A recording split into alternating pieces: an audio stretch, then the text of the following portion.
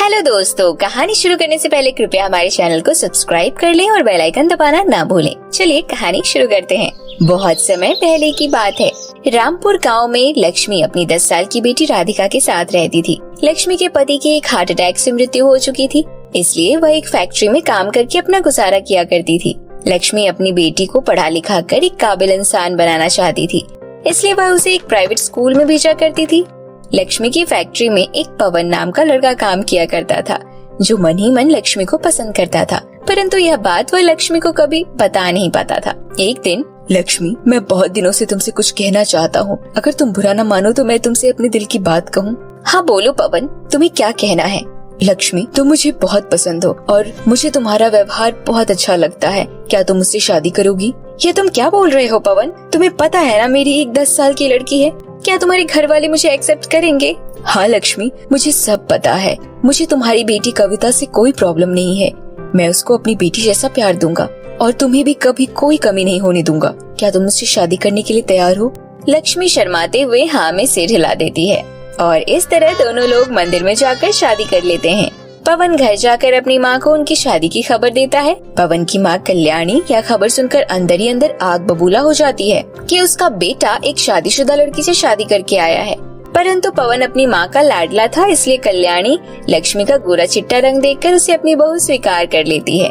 कल्याणी अभी इस बात से बेखबर थी कि लक्ष्मी की पहले से ही एक 10 साल की बच्ची है, इसलिए वह खुशी खुशी उसका स्वागत अपने घर में कर लेती है। जुग जुग जियो फूलो फलो। लक्ष्मी को लग रहा था कि उसका ससुराल बहुत अच्छा है, उसकी सास भी बहुत अच्छी है और उसका पति पवन भी उसका ध्यान रखता है, इसलिए वह खुश थी। लक्ष्मी भी एक अच्छी बहू की तरह घर के सभी काम समझ लेती है और अपनी सास को आराम करने के लिए उसके कमरे में भेज देती है। इसी तरह कुछ घंटों बाद जब दोपहर हो जाती है, लक्ष्मी अपनी बेटी राधिका को स्कूल से लेने जाती है। लक्ष्मी राधिका से ढेर सारी बातें करते हुए घर आ जाती है। अरे बहू, यह लड़की कौन है और तुम इसे अपने घर लेकर आ रही हो? माँ जी, ये तो मेरी बेटी राधिका है। यह सुनते ही कल्याणी के तोते उड़ जाते हैं और वह गुस्से में वहाँ से अपने बेटी के कमरे में चली जाती है। क्यों रे पवन, यह तू किस विधवा को मेरी बहू बनाकर ले आया है? इसकी तो पहले से ही एक बेटी है। इसकी पढ़ाई लिखाई, खाना पीना और शादी का खर्चा कौन उठाएगा? हाँ माँ, लक्ष्मी शादीशुदा है। उसने ये बात मुझसे छुपाई नहीं है और मैं सब जानता हूँ। लक्ष्मी की एक 10 साल की बेटी है, जो आज से मेरी भी बेटी है। मैं ही इसका देखभाल करूँगा और इसकी शादी भी करूँगा। नहीं, यह नहीं हो सकता। तू अभी के अभी इसे घर से बाहर निकाल। मैं तेरे लिए एक सुंदर सी कुंवारी लड़की ढूंढ दूंगी। हम इस विधवा को अपने घर पर नहीं रखेंगे। माँ प्लीज शांत हो जाइए। लक्ष्मी हमारे ही घर में रहेगी, यह मेरा आखिरी फैसला है। अपने बेटे के ऊंचे स्वर को सुनकर कल्याणी चुप हो जाती है और गुस्से से वहाँ से चली जाती है। उस दिन के बाद से लक्ष्मी और उसकी बेटी राधिका कल्याणी की आंखों में चुभने लगती है और यह किसी भी तरह उन्हें अपनी बेटी की जिंदगी से निकालना चाहती थी। उस दिन के बाद कल्याणी लक्ष्मी और उसकी बेटी पर अत्याचार करने लगती है। वह लक्ष्मी से घर के सभी काम करवाती और उन दोनों माँ बेटी को खाने के लिए अच्छा खाना भी नहीं देती थी। लक्ष्मी अपने सास के 1000 अत्याचार सहने के बाद भी अपने पति पवन को उसकी एक भी बात नहीं बताती थी और चुपचाप सहती रहती थी। इसी तरह दिन निकल रहे थे और अब लक्ष्मी एक बार फिर से गर्भवती हो जाती है। इसी तरह 9 महीने बीत गए और लक्ष्मी ने एक बेटी को जन्म दिया। लक्ष्मी डार्लिंग, मुझे मेरे बच्चे से नहीं मिलवाओगी? मेरा बेटा कहाँ है? मुझे माफ कीजिएगा, मैं आपको एक बेटा नहीं दे पाई। यह सुनकर पवन बहुत उदास होता है, परंतु फिर भी वह लक्ष्मी को कुछ नहीं कहता। कोई बात नहीं लक्ष्मी, जरूर भगवान ने हमें 2 बच्चों का सुख दिया होगा, इसीलिए हमें लड़का नहीं हुआ। मुझे इस बात की खुशी है। इस तरह वे दोनों खुशी खुशी अस्पताल से घर आ जाते हैं। घर आकर जब पवन अपनी माँ को अपनी बेटी से मिलवाता है तो कल्याणी को वह लड़की फूटी आंख नहीं सुहाती। इस तरह उस दिन के बाद कल्याणी पवन को लक्ष्मी के खिलाफ भड़काती रहती थी। धीरे धीरे दोनों बच्चे की जिम्मेदारी सर पर आने के बाद पवन का व्यवहार भी बदल जाता है और अब वह लक्ष्मी पर गुस्सा करना शुरू कर देता है और उसे बात बात पर ताने देता है। एक दिन लक्ष्मी फर्श पर पोछा लगा रही होती है कि तभी वहाँ से कल्याणी आ रही होती है और जमीन पर फिसलकर गिर जाती है। कल्याणी के गिरते ही उसके कमर में बहुत जोर से मोच आ जाती है। हाय मैया, मैं मर गई, अब मेरा बचना मुश्किल है। यह किस कलमुही ने फर्श पर पानी गिरा रखा था? जरूरी है मुझे मारने की कोशिश है, जरूर मुझे मारने की साजिश है। मैं अभी घर में नहीं रुक सकती।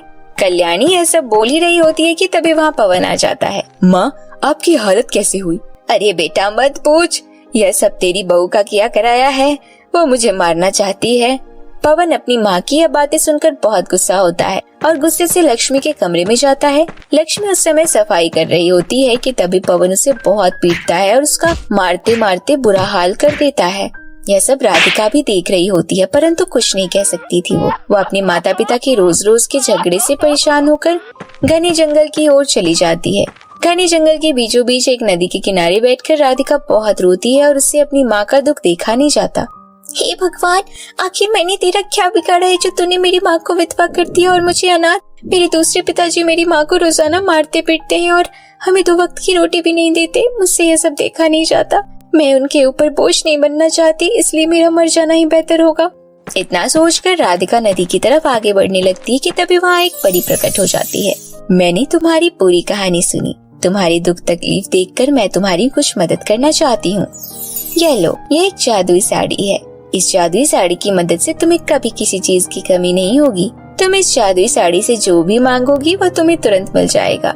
यह जादुई साड़ी तुम्हें रहने के लिए अच्छा घर भी देगी, जिस घर में तुम अपने आगे की जिंदगी हंसी खुशी से बिता सकती हो। इसके साथ ही जादुई साड़ी तुम्हारी सदैव रक्षा करेगी और तुम्हारा कोई भी दुश्मन तुम्हें कभी कोई नुकसान नहीं पहुंचा पाएगा। परी की यह बातें सुनकर राधिका बहुत खुश होती है। वह परी का धन्यवाद देती है। उसके बाद राधिका वह जादुई साड़ी लेकर एक खाली ग्राउंड में पहुंच जाती है। हे जादुई साड़ी, जल्दी से हमें एक रहने के लिए घर दे दो जहाँ मैं अपनी माँ और अपनी बहन को बिठा सकूं। राधिका के इतना कहते ही वहाँ एक बहुत बड़ा आलीशान घर प्रकट हो जाता है। राधिका अपने आगे इतना बड़ा घर देखकर हैरान रह जाती है और उसे परी की बातों पर यकीन हो जाता है। इसके बाद राधिका जल्दी से अपने घर चली जाती है। राधिका घर जाकर अपनी माँ को सारी कहानी सुनाती है और उसे अपने साथ चलने के लिए कहती है। लक्ष्मी अपनी बेटी की बात मानकर उसके पीछे पीछे चली जाती है। इसके बाद राधिका अपनी माँ को जादुई बड़े आलीशान घर के सामने ले जाती है। इतना बड़ा और आलीशान घर देखकर लक्ष्मी मन ही मन परी का धन्यवाद देती है और खुशी खुशी घर में चली जाती है और उसी घर में हंसी खुशी से रहने लगती है।